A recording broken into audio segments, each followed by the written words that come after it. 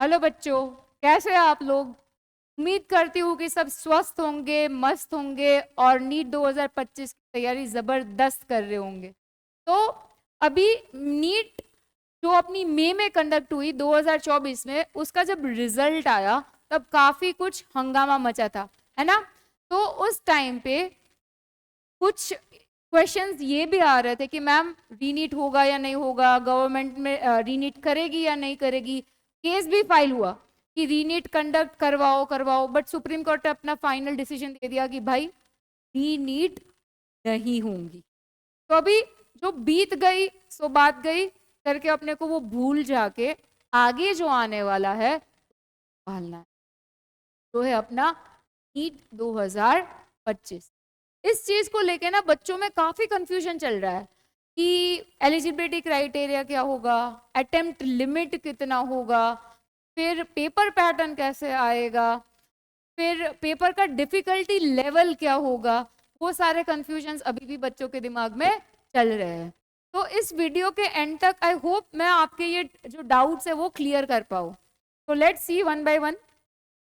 तो पहले बात करते हैं अपन एलिजिबिलिटी क्राइटेरिया की, है ना। तो एज रिक्वायरमेंट क्या है, मिनिमम यहाँ पे मिनिमम एज क्राइटेरिया रखा हुआ है बट मैक्सिमम एज क्राइटेरिया नहीं है। तो मिनिमम एज क्राइटेरिया क्या है, 17 साल। You have to be 17 years old by December 31, 2025। उस इतने तक आपका एज जो होना चाहिए वो कितना होना चाहिए, 17 साल का। मैक्सिमम एज लिमिट उसका कोई नहीं है, आप कितने भी कोई भी आपकी एज है आप ये चीज अटेम्प्ट कर पाओगे। नेक्स्ट है नेशनलिटी।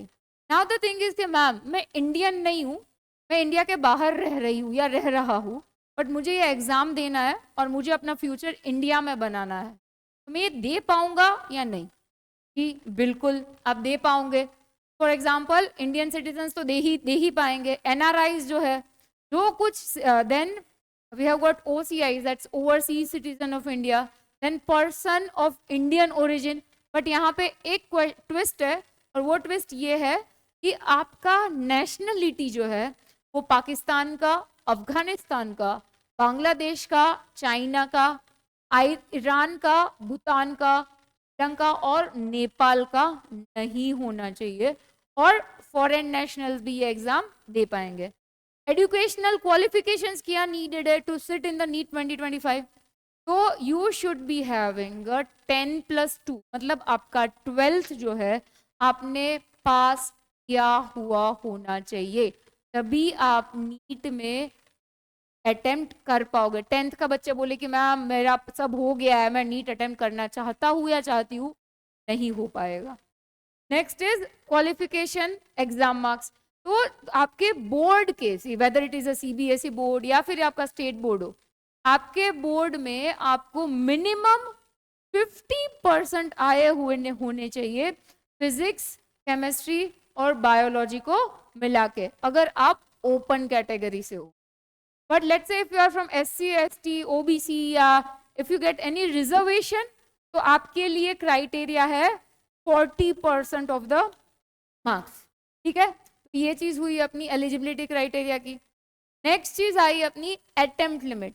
मैम मैं ना 2 साल से एग्जाम दे रही हूँ, अभी मैं दे पाऊंगी या नहीं दे पाऊंगी।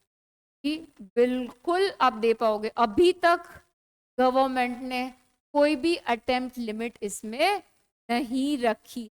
There is no attempt limit till now. You can give it as many times as you want. If you are not satisfied with your score for this year, you can definitely attempt for the next time. तो next thing is paper का confusion. यहाँ पे ना बच्चों को बहुत confusion है कि मैम अभी र्यूमर्स आ रही है मार्केट में कि पेपर ऑनलाइन लिया जाएगा, तो ये ऑनलाइन है या ऑफलाइन है। वो चीज पे मूव ऑन करने से पहले लेट्स सी कि डेटा क्या है, अभी तक के कितने बच्चों ने एग्जाम दिए। तो अगर आप 2021 में देखोगे ना तो बच्चे थे कुछ 16 लाख के अराउंड, 16 से 17।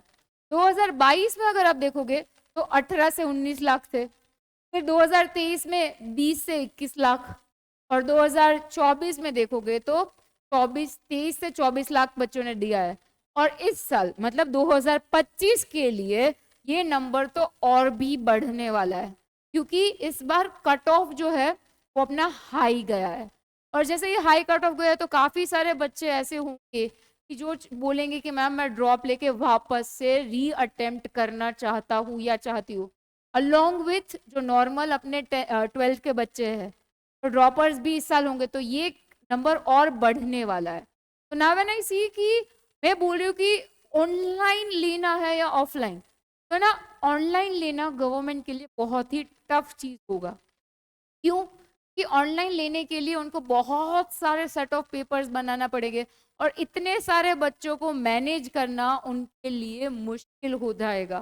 तो 90% प्रोबेबिलिटी है कि पेपर जो होगा वो ऑफलाइन होगा। तो नाउ अभी बच्चों को ये क्वेश्चन है कि मैम पेपर का पैटर्न कैसा रहेगा। तो अगर हम पेपर पैटर्न की बात करें तो it is going to be same as NEET 2024। या तो अगर हम पेपर पैटर्न की बात करें तो क्या है, तो जो नंबर ऑफ तुम्हारा पेपर होगा वो 3 सेक्शंस में या 3 सब्जेक्ट में डिवाइडेड है, फिजिक्स, केमिस्ट्री एंड बायोलॉजी। और हर एक सब्जेक्ट में 2 सेक्शंस है, section A and section B. Section A में होंगे तुम्हारे 35 क्वेश्चंस जो सारे के सारे कंपल्शन में, अगर आपको 100% मार्क्स चाहिए उसमें तो। और सेक्शन बी में होंगे आपके 15 क्वेश्चंस और उसमें आपको मैक्सिमम 10 अटेंड करने होंगे अगर आपको चाहिए कि you want 100% marks in section A and section B. Next आते हैं हम मार्किंग स्कीम पर। तो मार्किंग स्कीम अगर हम देखने जाए तो +4 मार्क मिलेगा आपको हर एक करेक्ट आंसर पे। -1 होगा अगर आपने वो क्वेश्चन अटेम्प्ट किया है और गलत है। और अगर आपने वो क्वेश्चन लेट से आता ही नहीं है और मुझे कोई रिस्क ही नहीं लेना है, नेगेटिव मार्किंग है, तो आपको 0 मार्क्स कट होगा। कोई मार्क ना आपको दिया जाएगा ना आपका मार्क कट होने वाला है। तो ये था इसका पेपर पैटर्न। नाउ अभी फिर भी वापस बच्चों को डाउट है कि मैम एग्जाम सिलेबस में कोई चेंज है। लास्ट टाइम तो उन्होंने चेंज किया था, डेफिनेटली जी उन्होंने किया था, बट उन्होंने आपको अपने को 1 साल पहले ये इन्फॉर्म किया था कि ये चेंज होने वाला है। अभी गवर्नमेंट ने कोई भी इन्फॉर्मेशन की नहीं है। तो there is no change in the exam syllabus, it is going to be same as 2024। Next is number of levels. यहाँ पे कुछ बातें चल रही है कि हो सकता है कि आपका नीट ना 2 लेवल पे लिया जाए, जैसे कि अपना JEE में होता है मेंस और एडवांस। मेंस में आपका जो होगा वो पेपर प्योरली NCERT बेस्ड ही आएगा और मेंस जो प्रीलिम्स होगा आपका वो आपका NTA कंडक्ट करेगा, वो उसका पेपर जो वो NTA बनाएगा। और मेंस की अगर हम बात करें तो मेंस हो सकता है कि पेपर एम्स से सेट हो या तो फिर CBSE से या तो फिर NBE उसका पेपर सेट करे। नाउ द थिंग इज कि मैम पेपर का डिफिकल्टी लेवल कैसा आएगा, पेपर इजी होगा, मॉडरेट होगा, बहुत ही टफ होगा, क्या होगा? देखो हमने नीट 2024 में देख लिया पेपर इजी था, कट ऑफ बहुत ही हाई गया एंड अभी अपने को एडमिशंस मिलना थोड़ा मुश्किल हो रहा है ना। तो there is no easy way out, I will say. अगर पेपर थोड़ा मॉडरेटली टफ रहेगा ना तो स्क्रीनिंग करना इजी रहेगा, बच्चों को स्क्रीन करना इजी रहेगा कि कौन लिटरली एलिजिबल है MBBS को लेने के लिए और कौन नहीं है ना। तो हो सकता है कि पेपर इस बार थोड़ा सा मॉडरेट हो, लास्ट टाइम जैसी गलती वापस गवर्नमेंट नहीं करेगी, तो पेपर मॉडरेट होगा। फिर अगर बात it will involve the critical thinking and दूसरी चीज मेन इंपॉर्टेंट है कि वो NCERT से ही आएगा एटलीस्ट तुम्हारा प्रीलिम्स। क्यों अभी कुछ बच्चे बोलेंगे कि मैम बायो में तो एक क्वेश्चन था जो ऑप्शंस उसके हमने कभी सुने ही नहीं थे, बट अगर वहां पे बच्चा स्मार्ट होता तो उसे पता चल जाता कि ये एलिमिनेशन ऑप्शन से मैं निकाल सकता हूँ ये क्वेश्चन, और वो हो जाता। ठीक है, तो ये तुम्हारे होंगे पेपर के डिफिकल्टी लेवल की बात हो गई। नेक्स्ट कम्स अभी भी ना फिर भी कुछ बच्चों में डायलेमा है जिन्होंने इस साल नीट दी कि मैम ये मेरा स्कोर ऐसा आया है, अभी मुझे समझ में नहीं आ रहा है कि मैं ड्रॉप लूँ या फिर कोई और कॉलेज में एडमिशन ले लूँ, क्या करूँ? तो देखो इसके लिए ना सिंपल सा सॉल्यूशन ये है कि आप बैठो, लिखो पेपर में प्रोज क्या है, कॉन्स क्या है ड्रॉप लेने के। तुम अच्छी तरह से ये चीज सोचो और सोचो कि तुम्हें दिल से क्या चाहिए।